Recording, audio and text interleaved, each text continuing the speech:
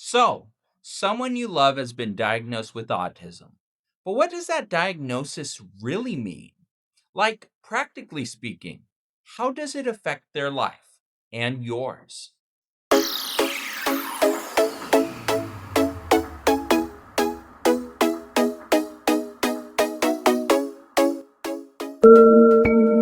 Hi, this is Michael, and welcome to Autism 101. This is the place where we learn more about autism, what it actually means, how it affects daily life, and how we can better understand and support one another. Whether you're autistic yourself or here because someone you care about is, you're welcome, loved, and appreciated here. If you want to be part of something special for autism awareness and empowerment, please like this video and subscribe. It truly means the world to me. So, what is autism really? You've probably heard a lot of things, some true, some not so true. You might already know someone on the spectrum. In fact, that might be why you're here. Autism is a spectrum in the truest sense of the word. It can be extremely visible or surprisingly invisible. Some autistic people are nonverbal, while others, like me, are very verbal. Some may struggle in school, while others might be absolute geniuses in their favorite subjects. You might be wondering, can someone I love still live a fulfilling life? Or how can I be sensitive to their triggers or sensory needs? There's no single answer because autism looks different for every person. But there are patterns that help us understand and support autistic people better. And that's what this channel is all about. So, what's a practical definition of autism spectrum disorder, or ASD? The Centers for Disease Control and Prevention explains that ASD is a developmental disability caused by differences in the brain. Some people with ASD have a known difference, such as a genetic condition, and other causes are not yet known. The National Autistic Society in the UK adds that autism influences how people experience and interact with the world. It is a lifelong neurodivergence and disability. And this is where the word spectrum really matters. It means that there is a huge range in how autistic people think, learn, communicate, and behave. As the Cleveland Clinic once put it, when you've met one person with autism, you've met one person with autism. In other words, autistic people are just as diverse and unique as any other group of people. We just experience the world a little differently.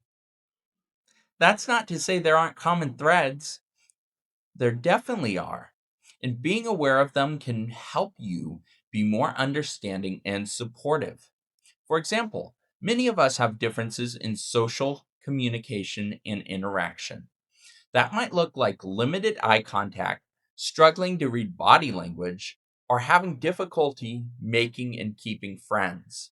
Personally, I was diagnosed with autism when I was 5 because of traits like these. Eye contact was really hard for me. It took years of practice to become something I can do comfortably today. Social interaction didn't come naturally, but that doesn't mean it can't improve. With patience, understanding, and persistence from both the autistic person and the people around them, growth is absolutely possible. Other common traits include a strong preference for routine, deep or focused interests, and sensory sensitivities, like being easily overwhelmed by noises, bright lights, or certain textures. These aren't flaws, they're just differences in how our brain processes the world. Unfortunately, autism is still surrounded by a lot of misconceptions. Let's clear a few up. Myth number one: autism is a disease or something to be cured. The fact is, autism isn't an illness, it's a neurological difference. Myth number two: only boys are autistic. Fact: all genders can be autistic. Girls are just often underdiagnosed. Myth number three: everyone with autism is either a genius or has a severe disability. Fact: there's a wide range of abilities and support needs. Myth number four: everyone is a little autistic. The fact is, autism is a distinct neurotype, not a personality quirk. Understanding these truths helps us to move away from fear and towards empathy. So, why does all of this matter? Because how we understand autism changes how we treat autistic people in school, at work, in relationships, everywhere. When you see someone covering their ears in a noisy place or needing a break from socializing, it's not bad behavior, it's someone managing sensory overload. When you give space for different communication styles, you make the world safer for someone who might otherwise feel invisible or misunderstood. Understanding autism doesn't just make life easier for autistic people, it makes society kinder, more patient, and more human for everyone. If you take away one thing from this video, let it be this: autism isn't about being broken or less, it's about being different. Different doesn't mean worse, different means valuable in a unique way. The more we understand, the more we see that autism is part of the natural diversity of the human mind.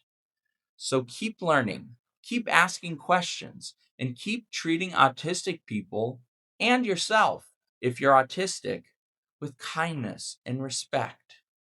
That's what Autism 101 is all about. Thank you for watching, and I hope you'll join me for the next episode. Remember to like, comment, and subscribe to help spread awareness and acceptance. See you next time.